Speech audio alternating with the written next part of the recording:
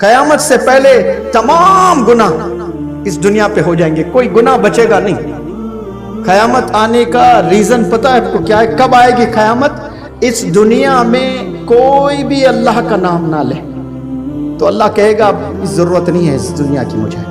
जब कोई बंदा है ही नहीं कि अल्लाह को याद करे तो अल्लाह सुर फूंक देगा।